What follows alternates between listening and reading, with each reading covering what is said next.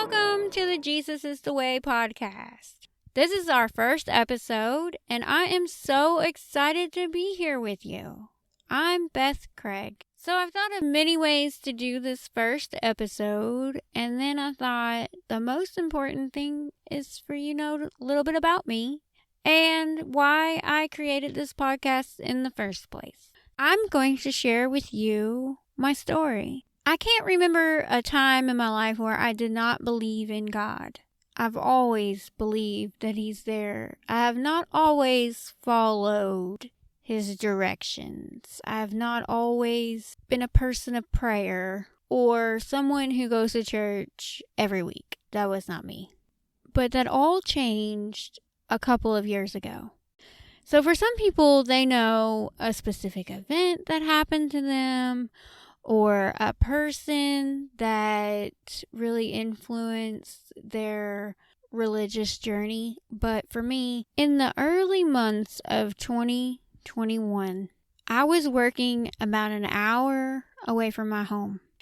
I always listen to the radio, but I really do not like commercials. So I would constantly be flipping through the stations and just trying to find any song that I liked. I came across the catchy song and I stopped and I listened to it and I liked it. And before I knew it, I was hooked on this Christian radio station. I was listening to their commercials.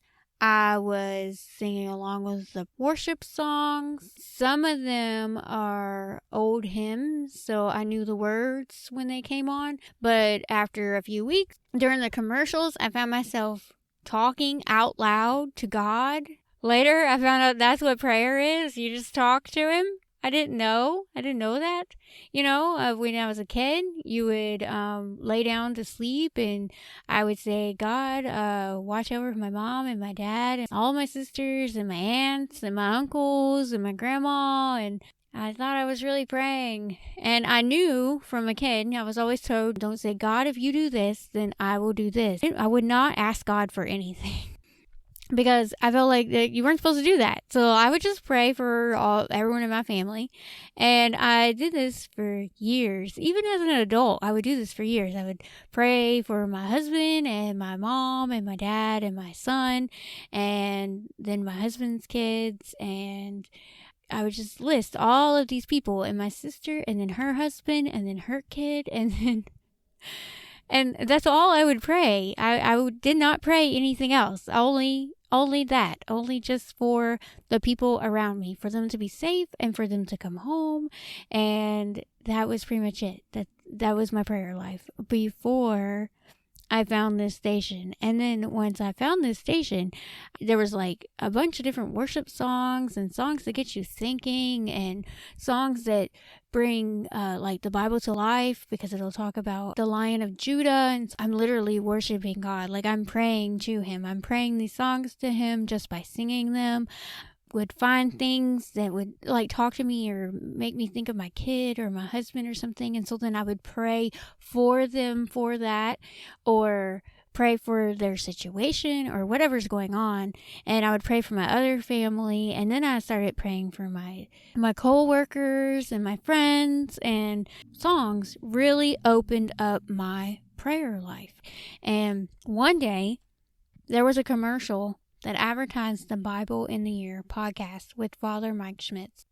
I grabbed a piece of paper, jotted down a small little note so that I could remember to research it when I got home. I don't recommend doing that.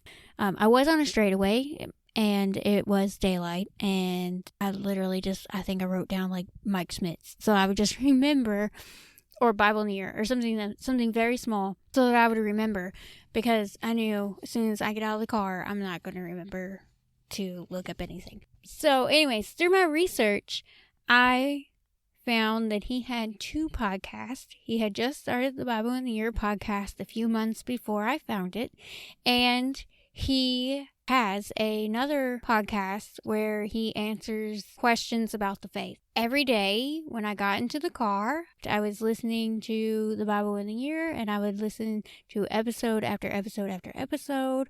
And then there was times where I would just listen to his answer and question podcast. Now I'm reading the Bible and I'm learning so much by just his commentary on the different parts in the Bible. I think I got into episode 19 and then I wanted to share it with my family, so I stopped listening to it on my own. I was learning more and more through his question podcast, and one morning I woke up before 9 o'clock on Sunday morning and I was like, I want to go to church. So I got on my phone and looked at our local church to see what time Mass was, and I was in time. I had enough time to get ready and go to church, so I did. I went to church. I enjoyed it, and then I went every Sunday after that just by myself. And then eventually my kids started going with me, and over the summer of 2021, they were talking about religious education classes starting up. So I signed the kids up for religious education, and it was going to begin in September. And then 3 or 4 weeks in, we had a parent-teacher meeting, and during the parent-teacher meeting, at the end, the lady asked if any of us wanted to volunteer to be teachers because they were in a shortage. And I thought that would be really good for my husband because he has a lot more free time than I do. So when we got home, I told him, and he said that he would pray on it, but he didn't feel like God was calling him to do that. So I went to bed and I turned off all the lights and I shut the door. It was pretty dark in my room, and I laid down and I was just praying about the day and about the meeting and thinking about the religious education needing teachers for our church. And then there was super bright light. I mean, the brightest light I have ever seen. It was so bright that it caused tears to well up behind my eyes and run down my face. But I couldn't stop looking at it. It was so strange. Like, I've never had anything like that ever happen. And so I was just looking at this bright light, and as I looked there, it focused into an image of the Blessed Virgin Mary standing in front of the crucified Christ. And as I looked at her and Jesus behind her on the cross, I knew the Holy Spirit moved in me, and I knew that I was going to teach religious education. And as I looked at her, I just thought, okay, I'm going to teach. And the vision went away. And the very next day, I called the religious education administrator and I told her that I wanted to volunteer to teach. And she said, that's wonderful. She asked me if there was any preference in grade level. And I said, no. Whatever she needed, I was going to do. And she said, okay, great. Well, we'll introduce you to the high school class on Wednesday. And I said, okay, great. So within a very few short days, I was the new high school religion education teacher at my local church. So I've been teaching the high school class for about a year now, and during our summer break, I attended a church mission, and at the end of the mission, a fellow teacher asked our mission leader for advice to get the message of Jesus to our youth. And he told us to go where they are, that they are on social media, and he mentioned a podcast, and that stirred my soul. I kept thinking about it all day and all night, and by the very next morning, I was hooked. I'm going to begin a podcast. And so after many months of preparation and prayer, here we are. The Jesus is the Way podcast is on air.